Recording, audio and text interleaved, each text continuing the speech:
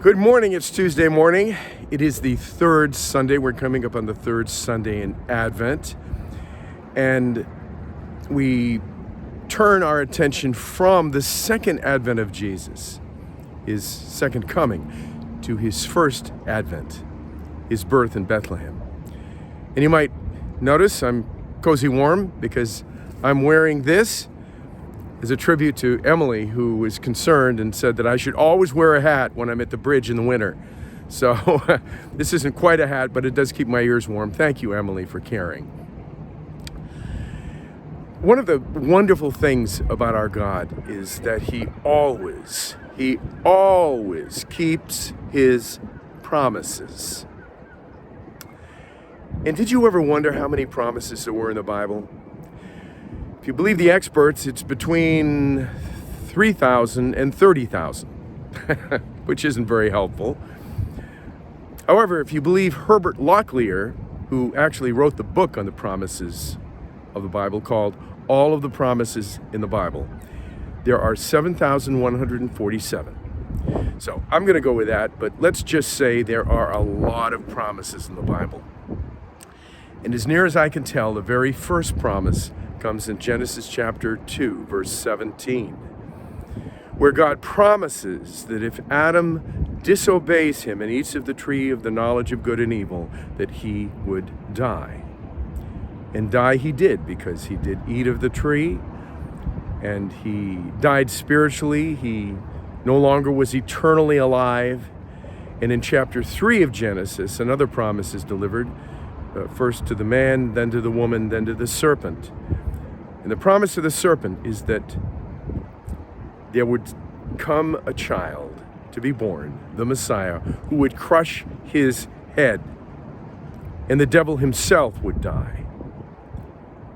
And from that point forward, God turned his attention to the future and passed that promise along through the ages about a Messiah, a Savior, who would restore the relationship which had been lost in the garden. And that promise was delivered to different people in different ways, first through the law, and then through the prophets, and then through the angels. But before the promise was delivered to the shepherds, or Joseph, or even Mary, it was delivered to a humble priest by the name of Zechariah. None other than the angel Gabriel, the archangel Gabriel, came to Zechariah the priest, who was the father-to-be of John the Baptist, the forerunner of Jesus, and said, "You and your wife Elizabeth are going to have a son." However, Zechariah and Elizabeth's situation was a little bit like the Abraham and Sarah situation. They were older.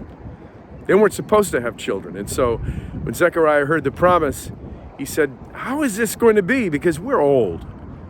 To which the angel Gabriel replied, "You know what?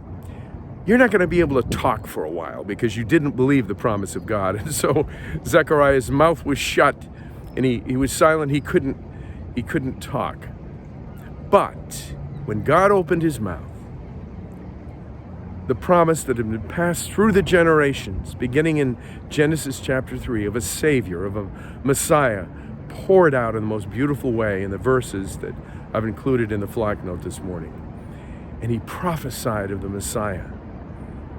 The word salvation appears 3 times in his prophecy.